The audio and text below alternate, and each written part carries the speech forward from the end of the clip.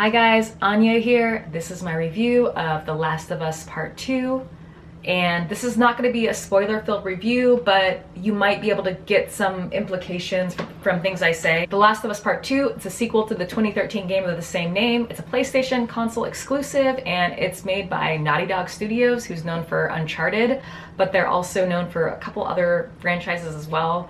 All of their games receive numerous awards, every single one of their games, literally, from storytelling to art direction to voice acting. So they're just one of the best studios out there, and I really enjoy their games. The original Last of Us sold 20 million copies between 2013 when it came out and November 2019. According to Wikipedia, this list I pulled up, that places it at the 49th best-selling video game of all time. I definitely think it could do better than that if it continues, but that's not a bad start. There's some steep competition on that list. So anyway, I'm gonna review how I felt about the game. I'm gonna talk about first the technical aspects, and then I'm gonna get into the story and the characters. I played this game with headphones on because I wanted to make sure I could play it as loudly as possible, not miss any sound cues or any musical cues, and most importantly, not disturb my neighbors at the same time. So I didn't want to use my speakers or my sound bar because I couldn't listen as loud as I wanted to. All of the sound effects and music were perfectly matched to this dark and scary universe. It's exactly what you would expect. When you run up on a big group of enemies, the music starts to swell and become more tense, and when you finally kill the last enemy, you get this sense of relief because the music stops and you know that you've killed everyone in the surrounding area. That's all pretty standard for video games. Now, for me, one thing I was looking forward to with this game was that original theme in the original Last of Us. There was this main title theme song, and the track is called The Last of Us on the original Last of Us soundtrack. If you want to know what I'm talking about, take a listen to it. I was expecting to hear that in this game. That last theme song I really associated with the Last of Us franchise, and so I thought that was going to continue and be a trend, but they didn't really play it. They kind of did a riff on it, but it sounded slightly different, so that kind of disappointed me a little bit. But one thing I really did like was this tense music that was almost not music. This track, it's called Eye for an Eye on Spotify if you want to know exactly what I'm talking about.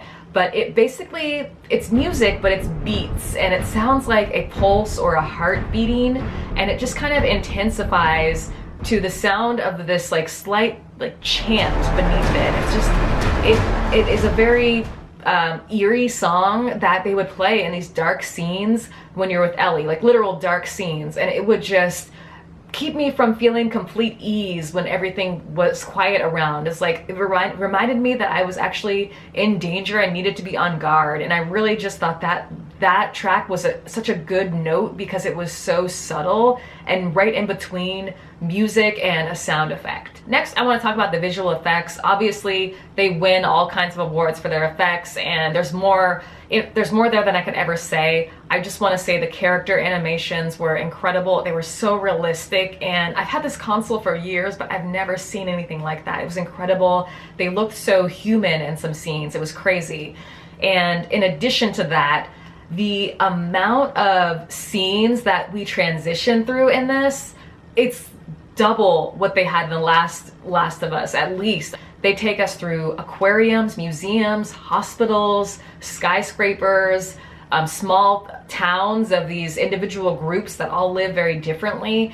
It makes sense that this game took about twice as long to be released as some of the other games. I mean, the sequel took 7 years, so I can see why they really put a lot of time into it. The infected were also really interesting looking in this, really scary and really detailed. And one of my favorite things to come upon was seeing the infected kind of growing into the walls. I don't know if that's what it was. It was just so detailed and so gross and so horrific, and I absolutely just love that. I mean, that's why I play the game. So finally, I want to get to the tone of this game. The tone of this game is darker than the previous Last of Us. It is a little bit more of a bleak atmosphere, if that's even possible. But one thing that elevated this, especially in the first half of this game, was the banter between the characters and the character relationships. They were so fun, they were so playful, they were so sarcastic, and I just loved any character interaction that Ellie had with anyone else, because it just elevated the story and gave it this kind of emotional meaning, a reason for us to still be hopeful in this universe. Now, all of this playfulness and joking kind of became more sparse, in my opinion, as the game went on, when we most needed it, especially when something kind of happens in the second half and you realize you may not see certain scenes for a long time. So I was a bit disappointed by that, but still, it was well done when you got to see it. Now I want to move into the story itself. The story is essentially a revenge plot. That's not what I was expecting from this game. I was thinking there was going to be something a little bit more scientific, where they would try to maybe defeat the virus or have to do another mission across the United States, and they totally changed it up on us, which totally makes sense. So even though it's a revenge plot, I think the best stories can definitely be very simple stories, and something that allowed to do by being essentially so simple was that it let a lot of various subplots shine through. The desire for revenge affects some of the character relationships, and it also raises questions about whether some of the characters actually have a right to get the revenge that they're seeking. There's no pretty bow tying up the story in the end. If they were to have a sequel, I don't even know where they would begin or who they would focus it on. It seems like they would have to do a totally different plot line, but it also seems like they would need to redeem the characters for some of what they did in this one. So I'm not really sure what their plans are as far as that. All right, next I want to get into the characters. Characters are my favorite thing. I play video games for character and story. So that's just me, but Ellie is my favorite character in this franchise, and she's grown a little bit older since the last movie. She was young and spunky. Now she's a little bit more depressed. I think I've seen 19 referenced as her age, so that kind of makes sense, because when you go through your teens, you get a little bit more sad. You get this sense of realism about the real world, and you go through things, your hormones change. So I understand Ellie coming out as a more kind of serious, sarcastic, and less happy person. It's kind of sad that that has happened to her, but it totally makes sense to me from a realistic perspective. She's also been kind of private, I guess, about her sexuality up till now, which I could see that making her feel like an outsider, kind of in the village that she's in. She doesn't really feel like she belongs when they're at that county dance thing. Something you see a flashback to in the future, small spoiler, but I can see her just feeling like an outsider and kind of growing and developing in that way. The thing that this did for me, this just made me want to protect Ellie, and I just wanted her character to be happy, find happiness, and be okay, and it just made me root harder for her, because she kind of lost a little bit of that lightheartedness. Joel seems to have softened a bit from the first game, kind of did the reverse of Ellie. He was more of a tough guy character, I felt, in the first game. Now he seems to have relaxed a little bit. I think he's relaxed because now he has Ellie, who he can kind of pass the buck to. He's teaching her guitar. He can teach her his ways. So I feel like that's calming him. He's having a lot of trouble finding a balance with Ellie, though, because she's not his real daughter, and he's being a little bit too overprotective, and he needs to find that balance in between being supportive but not being overprotective. Joel, I don't really have too much to say about him, but he definitely seems to have had a glow up since the first game. He somehow has even more hair now, despite being older. He has kind of this like salt and pepper highlight thing going on. He's got some distinguished wrinkles, so he actually looked pretty good in this game.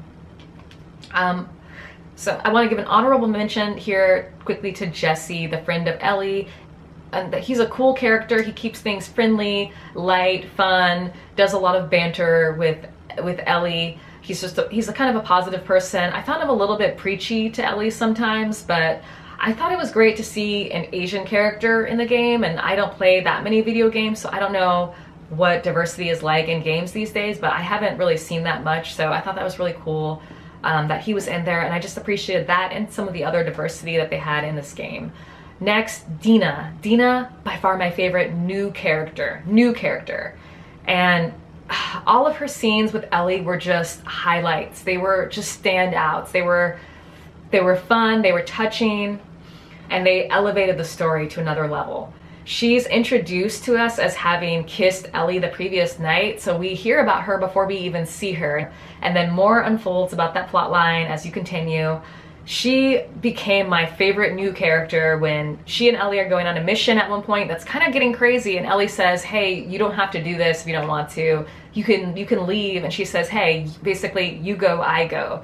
And that to me was amazing considering they've been together, it seems like 2 days at this point, but she's like all in, she's ride or die for Ellie, she's super loyal, and she maintains that loyalty throughout some very rough parts of this situation.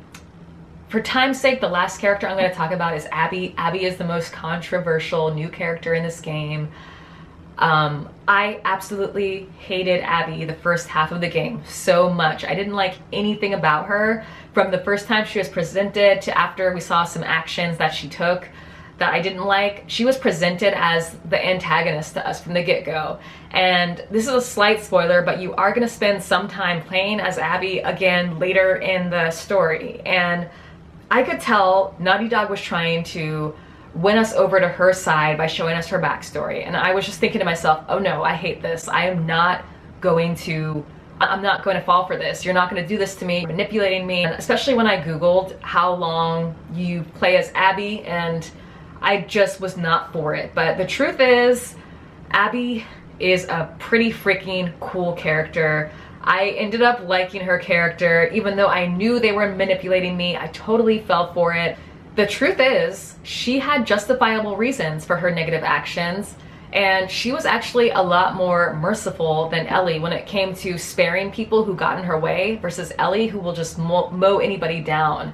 And that quality, to me, made it so that when those two have a couple confrontations later, I found myself thinking, I don't know if I would mind if Abby ended up killing Ellie. If it came down to both of them, like, I wasn't sure how I would feel. I kind of thought I would be on Abby's side. And that is just crazy because I was an Ellie stan at the end of the first act. I was saying I only want to play as Ellie. I don't want to play as any other character. I only care about Ellie's story. I want Ellie to win. That is it. And that was so fixed in my mind.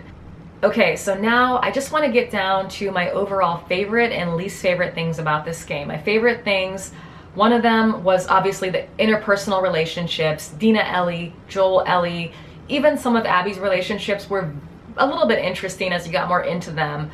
The banter between the characters was so comforting and just temporarily would transcend the story from how dark it felt when they interacted together. My other favorite thing was the scariness of this game. I like horror games. I like being scared. There was one scene I kept dying. I think you're fighting a bloater. I think that's what it was on the scene. I just kept dying over and over. I could not win this level for the life of me to continue playing because it was giving me so much anxiety, dying repeatedly, couldn't see anything, my heart was racing, I had to take off my headphones and not listen to the game while I was playing that level. It was too intense for me to really focus calmly. So that's how crazy it got at some points, and I appreciate that. I really love that.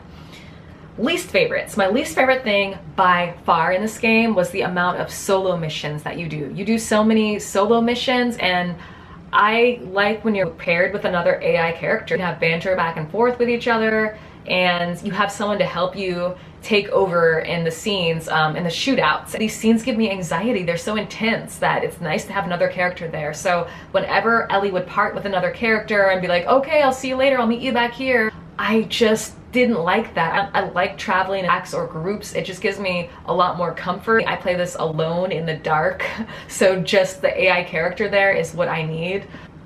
Overall, I'm so glad I played the game. It was a really good experience. It definitely paid off and I enjoyed it. I'm not sure where I rate it compared to the first The Last of Us, because I find myself watching clips of the first The Last of Us these days and thinking, wow, what great storytelling. I'm not sure if I'm gonna feel that nostalgia or what I'm gonna feel as more time passes between me just having played the game as I kind of reflect on it, and how I'm gonna end up comparing those two. Anything Naughty Dog has come out with, I've pretty much enjoyed, and I'm looking forward to whatever they do in the future. So let me know what your thoughts were on The Last of Us 2 below in the comments, and I'll talk to you later. Thanks for watching.